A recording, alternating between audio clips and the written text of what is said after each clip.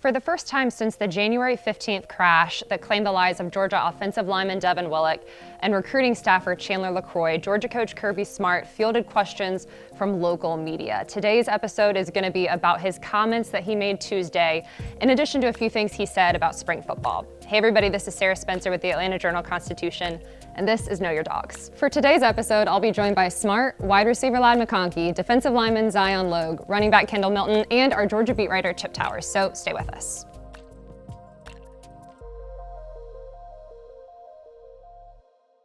Both alcohol and speed were factors in the crash that led to these two deaths. LaCroix's blood alcohol level was .197, which is more than twice the legal limit, and she was racing defensive lineman Jalen Carter, Athens PD has said.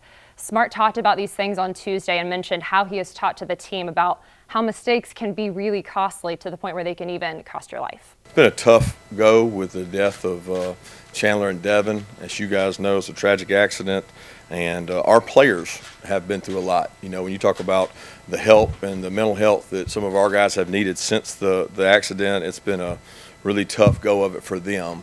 I feel like our players are starting to be able to acknowledge and they understand that you know, when you make mistakes, that decisions that are costly can cost you your life, and that's not to be taken lightly. And I think our guys understand that and continue to educate them, and we'll continue to do all we can as a university to make sure they behave and do that in a proper way. Smart also talked about helping players learn from mistakes, making sure there's an emphasis on education, and defended the overall culture of Georgia football.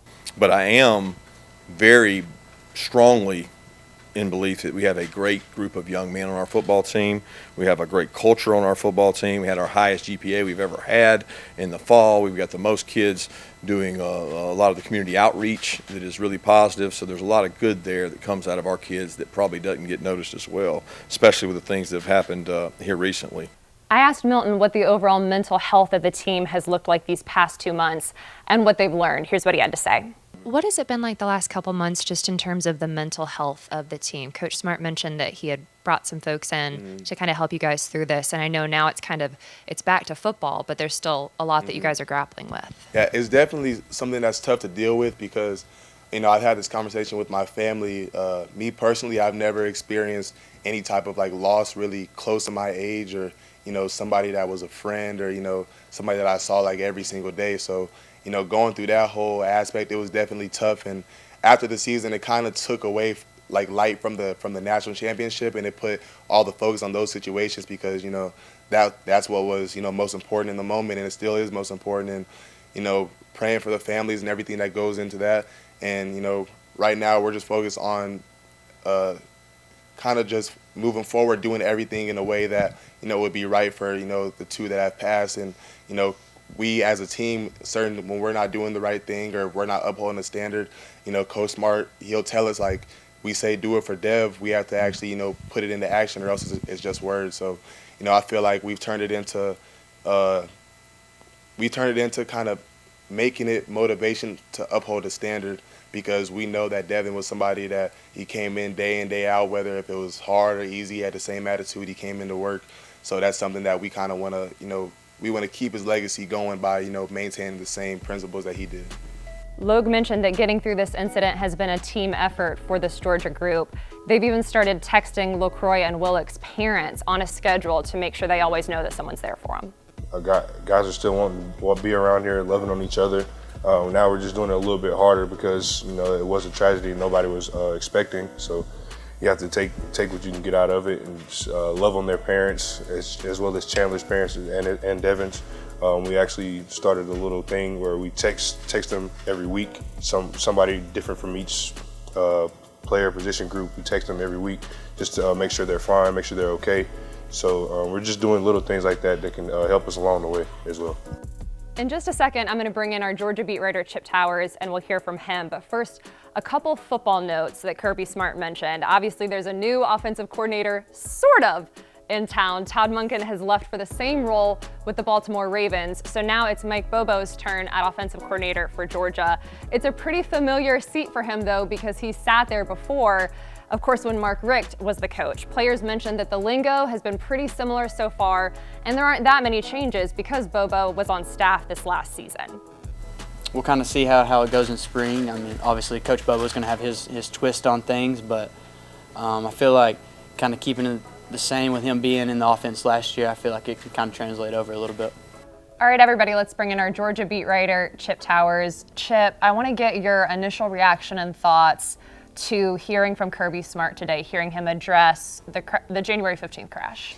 Yeah, I mean, it was good to hear from him. You know, first off, it's been 58 days. It's a long time. I know he did an interview with ESPN in between there. That's one of the SEC's billion-dollar partners and all that. But, you know, I thought he did a good job from the standpoint, or Georgia did a good job. They came in here and, it was unfiltered. It wasn't, we're not going to answer any questions about that, or we're only going to answer one or two. I mean, they answered all of it. Like Claude, about halfway through, says that if anybody wants to ask any questions about spring football, because that's why we're gathered here to start a spring practice, you better do it now, because we'd gotten a good halfway through the 20-minute press conference. So I thought it was good from that standpoint. I thought he did as good of a job as you can for a very somber situation that has really cast a pall on this program, coming off of 2 national championships. But that's the reality that we're dealing with. We heard from some players today too, which I thought it was really important to get their perspective. If you think about losing a teammate, losing a friend, it's been difficult on them. What did you think about what some of the players had to say? Yeah, I mean, other than hearing some of the players speak at the funerals and memorial services, this is the first chance you got to authentically talk to some of these guys. That really put a heart into it for me. I mean, just hearing Zion Logue and Lad McConkey talk about it, I thought Lad McConkey, had to choke down a little bit of emotion there for a minute. I mean, I think about a guy like Xavier Trush, who was roommates with Devin Willock. And, there's some mental health care that is having to be conducted here. We'll get to that later, and you asked some great questions about it during the news conference. But Georgia is, addressing the mental health side of this thing. They do that anyway, but they're doing it specifically for this. So, I think hearing from those guys was helpful for all of us. It kind of put a heart on the whole situation. So there's also a racing element that was happening that night that contributed to the crash.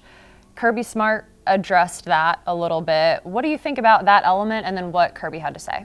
Well, it's interesting. Kirby, talked about he's never been in a situation where you had to address this. And to Georgia's credit, they did meet with UGA Police and Athens Clarke County Police last summer about this, because racing and kind of drag racing and street racing is kind of a modern culture deal that, it wasn't around when I was younger. But listen, we were all 18 to 22 years old.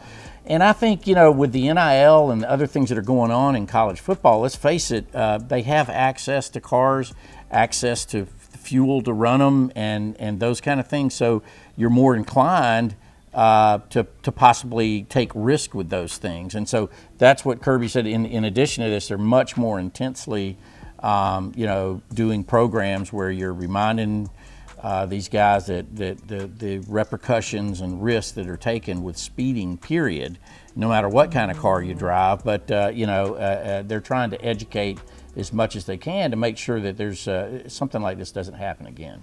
And he made some pretty good points about how players are starting to really understand and acknowledge how that one mistake can cost you your life. Yeah, I thought that was one of the great things. We heard from Kendall Milton and Zion Logue and Lad McConkey, and all three of them kind of owned up to that. It's like, hey, it's on us. We make mistakes, and the key to mistakes is learning from them and getting better from it, and not letting it persist. And so I think that was the message here, and on the back end of it, there was some football to talk about. And I think the fact that spring practice is starting, that they're actually going to go out on Woodruff practice fields and get some work in, has lifted that pall ever so slightly.